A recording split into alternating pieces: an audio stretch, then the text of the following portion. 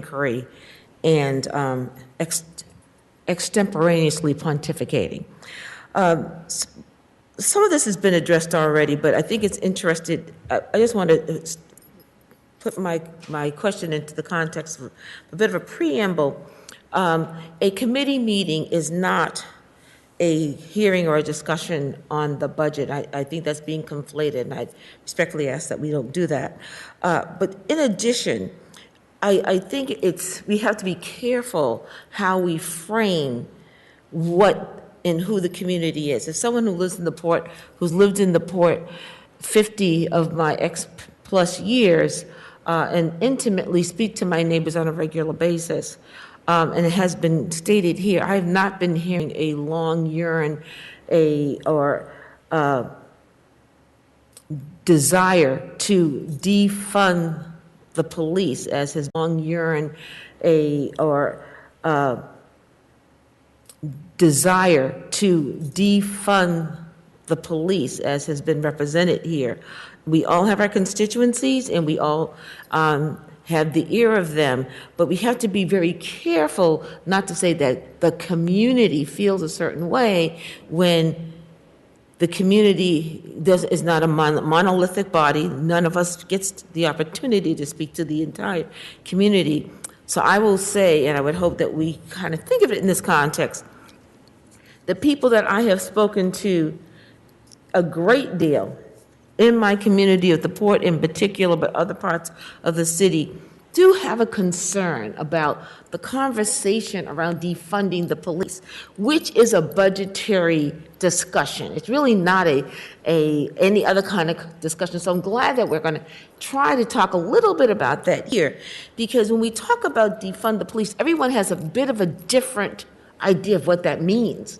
And it would be helpful, through you, Mr. Chair, to our commissioner, when you think about defund the police in the context of the police budget, what would that look like? Because one person in particular mentioned to me, I'd like to hear from the commissioner on this, is if we were to take positions out of the police department budget, which I hear sometimes is what people mean when they see defunding the police,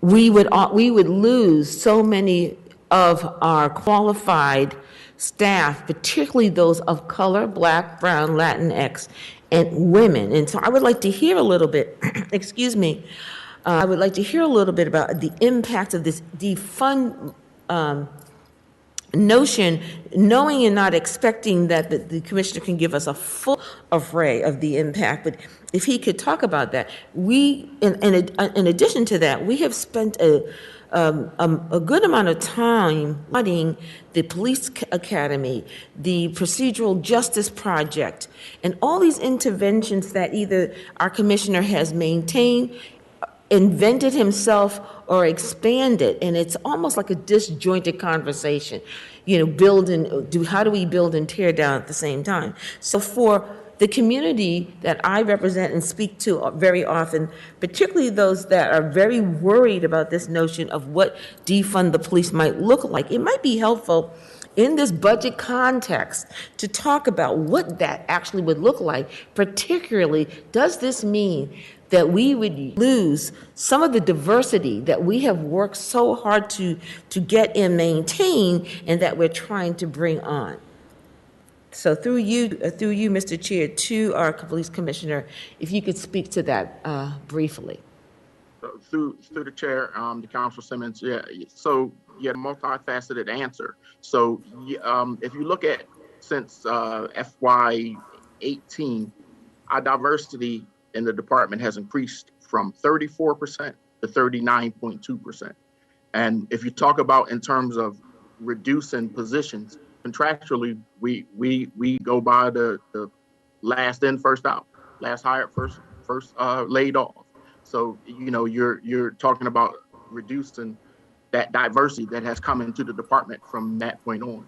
Although we lost a slew of diverse candidates prior to being able to start the academy here in January, we were able to put in 12 individuals. And of the 10 who remain, because we always expect attrition through when we go into the academy, it's still a very diverse class. We got 4 females, we got 4 Hispanics or Latinx, We have four Caucasian and 2 African American individuals. So it's out of those 10, you got diversity there. Those will be gone. When you look at mission critical functions, and what the police department's main function is, which is the prevention of crime, then that means that we have to reduce everything that we do down to those mission critical or those core functions. So you lose a lot of the protective measures that this department has spent more than a decade building up.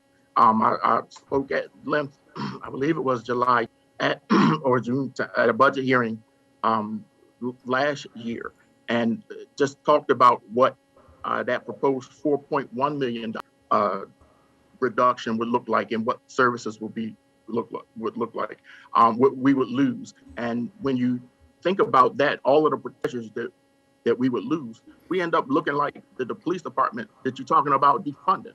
And that's not what you want. The Cambridge Police Department goes out of its way to have all of these protective measures. Our family and social justice section, people conflate it, but what it does is instead of promoting social harm or further social harm, the family and social justice section connects our most vulnerable people to the appropriate services, thereby steering them away from arrest or more punitive measures. Our safety net collaborative, which is housed in our family and social justice section, that would cease to exist when you talk defunding us, because we would only be able to do our core programming. It was started under the notion that we know that anytime you take a young person and put them in contact with the juvenile justice system, that they're 7 times more likely to be in contact with the criminal justice system as an adult. So it just makes all sense to do everything you can not to put them in contact with the juvenile justice system. And that's what we do. So you're going to lose what makes the Cambridge Police Department special. And just in a pragmatic view, nothing gets better when you take money's budget away from it. If you want to improve things, oftentimes it requires additional funding. And we can read the room. That's why you see requests for level staff. But yeah, you lose the diversity because that's what's come along lately. You lose the protective. We would have to go back to only performing mission critical functions. Thank you, Mr. Commissioner. Thank you, Mr. Commissioner. That was very helpful and informative, because I think people just see it one way or the other and not the shades in between. One other follow-up question to that. For several years, and Mr. City Manager can attest to this, I had asked, because of the people that I speak in Central Square in particular, because I do live in the Central Square area, had said over and over and over, why don't we have a little bit more presence in Central Square? So I want to add, not only have I been hearing about presence in Central Square, but presence in the port. But that's a conversation I'm willing to have with one of my colleagues offline. And it wasn't until Mr. Commissioner Bard came, and I want to thank him very much, that we actually got the coverage that particularly the seniors, I'm talking about at 411 Franklin, 237 Franklin, 55 Essex, 114 Norfolk, the ones that I see. It took to getting this commissioner to actually get that public safety outpost with the Cambridge Savings Bank. So 2 things. One, it talked about community collaboration between a private entities getting together and collecting around a service to the community. But 2, I cannot tell you how many folks have said thank you for making that happen, thanks to the city council, et cetera, and so forth. My question to you, Mr. Commissioner, will any cuts to the police department budgets have an effect on that Central Square substation that's now on Mass Avenue by the T station? Through the chair, Counselor, yeah, it would, and just think of it in terms of I've assigned a much larger group of officers to Harvard Square and Central Square.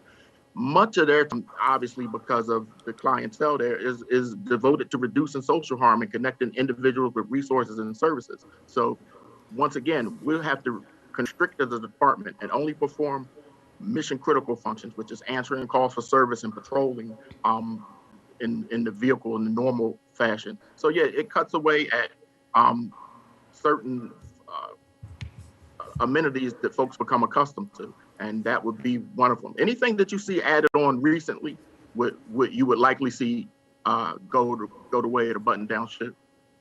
Thank you, Mr. Commissioner.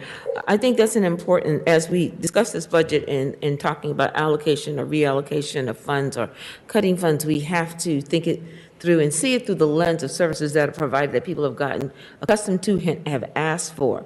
And again, as someone who spends a good deal of their time talking to people, actually talking to them, not talking to one or two people and making that a gaggle of folks, but talking to people. This is what I hear, and so I want to thank the commissioner and particularly the city manager for putting those services visibly in the square for people who, as far as I've heard, have only had positive things to say. So I want us to be very thoughtful when we talk about what DEF actually looks like. With that, Mr. Chair, again, my thanks to the Commissioner and to Mr. DePasquale. I will yield the floor. Thank you, Councilor Simmons and Co-Chair Simmons. So we have 3 councilors so far who have their hands up. The first is Councilor Nolan. Councilor, the floor is yours. Thank you, Chair Carlone. Thank everyone who's answered so far. I did have a similar question to some of the others, but I will ask, I heard pretty strongly from Commissioner Bard that he is understanding that if we offload over time some of the functions from the department, that there would be an opportunity in the future to think about reallocation. So I'm just curious as to whether it would be during the budget process or another process kind of discussion would happen. And obviously it would happen in conjunction with all the other departments of the city to work for, because the work of your department is obviously very tied to human services, to so many other areas of the city as well. So I appreciate that I certainly saw on the school side some of the diversion programs, and yet there was also some question of bringing that into other areas as well. So, and I noticed in some of the performance measures that include some of the diversion program. And as you said, if it turns out that there are ways that we can address some of the underlying issues, that at some point in the future, it would make sense to then rethink some of the positions in your department. So I'm just curious as to whether that would be a budget discussion, or that would be longer term on some other area, if that makes sense as a question. Commissioner, through you, Chair.